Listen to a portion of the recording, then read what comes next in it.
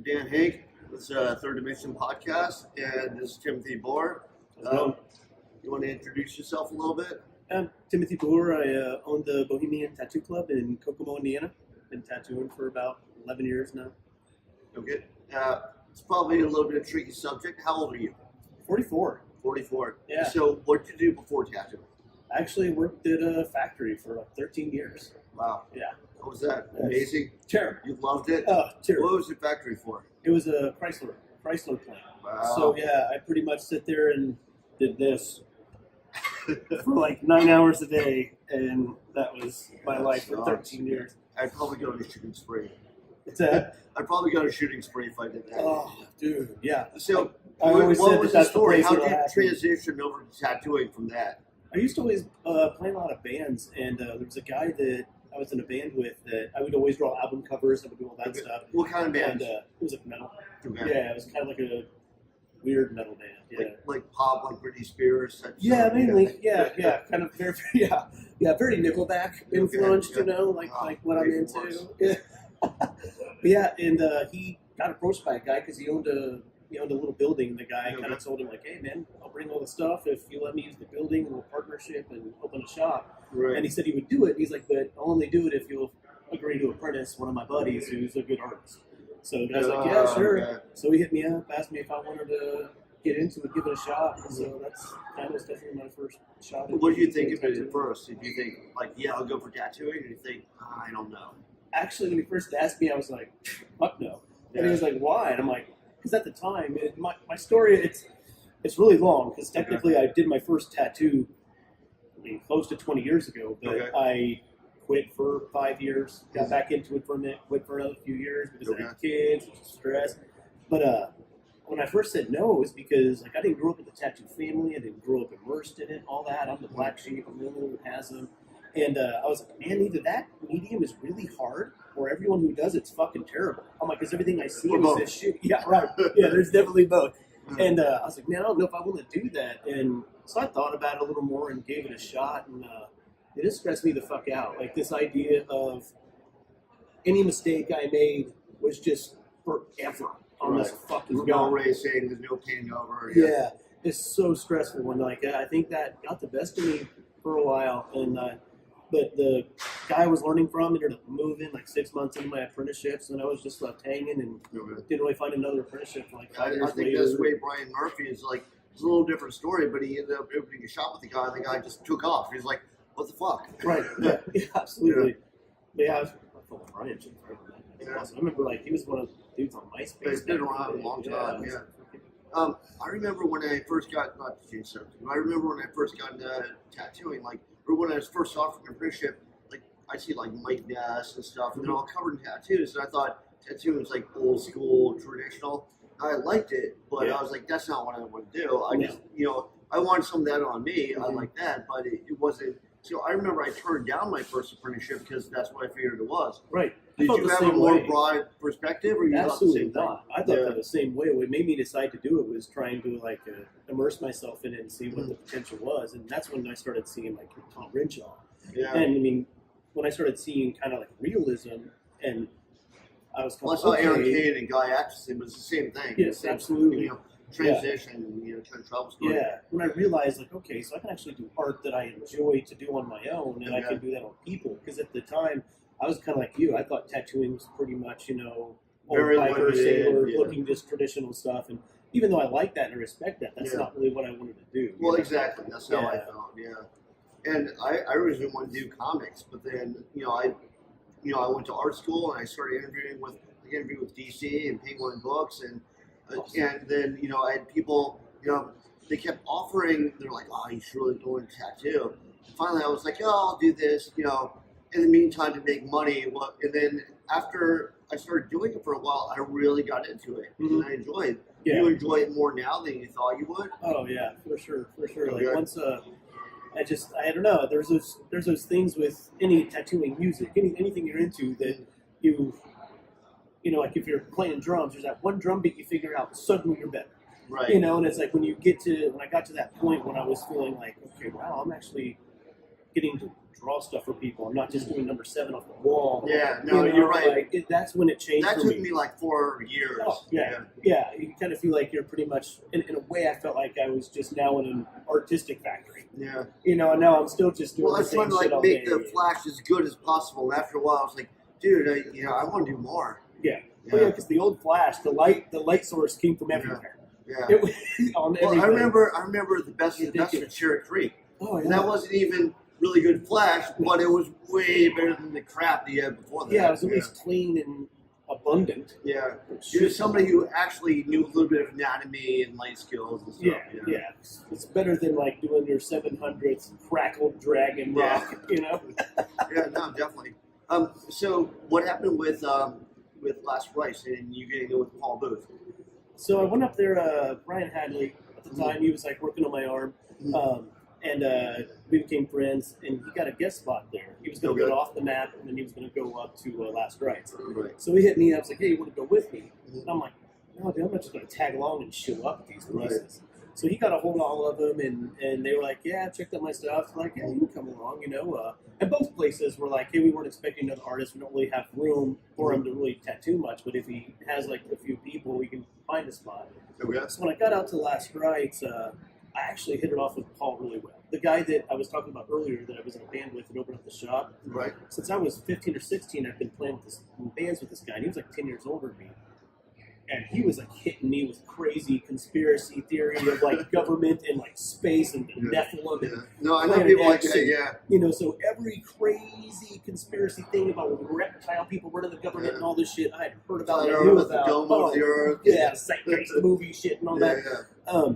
So when I went there and I hung out with Paul, it ended up all of us in this room hanging out, having drinks and all that stuff, and it was this room full of people that had no idea what the fuck me and him were talking about. And we just hit it off really well. We're both into the same shit, and so I hung out there, ended up painting while I was there, and I did a painting that Paul really dug, and I didn't end up tattooing. I just kind of hung out, and like a month later, they put up that they were hiring, and all the guys that I worked with were like, man, you were just there, you should do it. Right. And I was like, fuck that, he ain't gonna hire me, And right. I kind of did it just to shut them up, and to be like, all right, whatever. I said, apply to it? Yeah. I kind of represent my stuff. And then, literally, I thought so little of my chances, and thought so little of actually applying for that job that 3 weeks later or something like that, we get a call. We're driving down the road, just come back from my mom's house, and the shop guy's like, "Hey, so you just got a call from Last Rites, and they're wanting to get a hold of you, and I guess they're wanting to talk to you about something." I literally on the phone was like, "Man, I don't think I set up an appointment to get tattooed." I was like, "What's that about?" And this guy's like, "Hey, dumbass, didn't you fucking apply for the job?" I'm like, "There's no way it's that." Not that. It's not that. So when I called back, Paul was like, "Yeah, man, if you're interested, I'd like to have you fly out and talk about the job." And so when I went out there again, it was like a full interview, all that, and went really well. And he offered me the job, so I was like, "Let's do it. Let's go to New York, give it a shot." How long did you stay in New York? It was like 3 years. Okay. And why'd you move back? So the truth of the story was, when I was first offered the job, I was kind of leery of taking it because at the time, I had a daughter from an ex. My oldest daughter's just turned 21, and she's from an ex. And I didn't want to just bail and move away. It's a great career opportunity, and I'm like, thanks, but I don't know if I can do it. Right. So my ex was kind of like... So you'd have very little communication with her. Yeah, Indiana to New York, it's hard to fly back and forth, and that's like a stressful job for me. I felt like no one knew who the fuck I was, and now I'm the Last Rites. But, they did eventually, right? Yeah. And so, she was saying that she would try to transfer her job out somewhere close because she's like, I don't want to live in Indiana forever either. That would be awesome to go out there.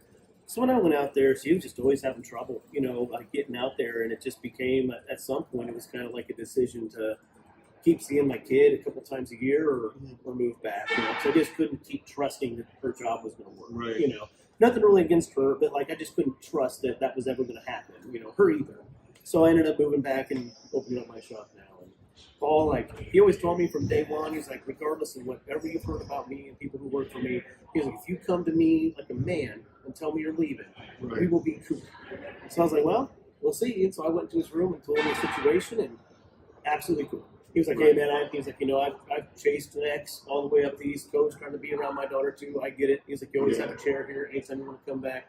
That's So awesome. like it's always been open, always been awesome. He's here this weekend, still friends, do guest spots. I It's think a great there's like experience. 20 million rumors floating around about everybody, and a lot of them aren't true. You got to meet a person, and talk to them before you really know where they come from. Well, yeah, it's funny how many people will like you, Paul. Yeah. Me, people will be like, "Oh, they're devil worshippers," because they don't think we're religious. And Paul would always laugh about that. Like, if I'm an atheist, I don't believe in the devil either. You know? Yeah, well, it's But, true. yeah, It's it's like all the stuff around. my him favorite is is when you have insane. the Christian protesters at conventions, but Yeah, that's beside the point. No, but a lot of people think that I'm rude because they won't say hello, but it's like, dude, I can barely hear.